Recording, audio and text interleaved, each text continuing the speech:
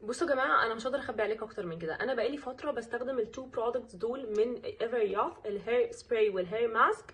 وخلاص انا استخدمتهم فتره كفايه ان انا اطلع اقول لكم قد ايه الهير سبراي ده خطير. انا بقالي فتره كبيره قوي بستخدمه، وبجد يا جماعه ده سحر. ده احلى حاجه انا استخدمتها لشعري.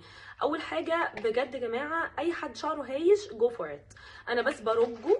انا شعري هايش جدا وبستخدم حراره فبيدي، يعني شعري بتحسوه مطفي شويه. فانا كل اللي انا بعمله ان انا برجه كويس وبعدين برشه على شعري. بعمل تركايه احلى بقى، ان انا كمان برش على الفرشه وبمشي بيه على شعري. فبجد هيشان بيقف في ساعتها. لمعه كده في الشعر انتوا مش فاهمينها. اكتشفت ان ده بسبب ماده اسمها بايو ريستور، موجوده في السبراي وموجوده برده في الهير ماسك. وكمان في 8 زيوت اخطر من بعض، زي زبده الشيا، جوجوبا اويل، في زيت ارجان، زيت عنب. بصوا كميه زيوت كده خطيره لتغذيه الشعر. بجد ده احلى حاجه ضيعت لي الهيشان وخلت فيه لمعه كده في شعري. الهير ماسك ده يا جماعه لو استخدمتوه هتدمنوه. ريحته خطيره.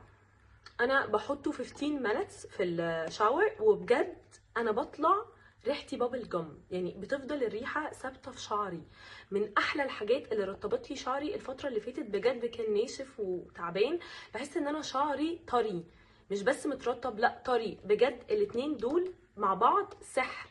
باي باي هيشان ولمعه خطيره.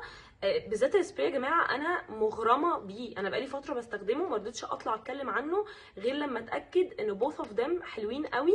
وبجد هتدعوا لي لو استخدمتوه.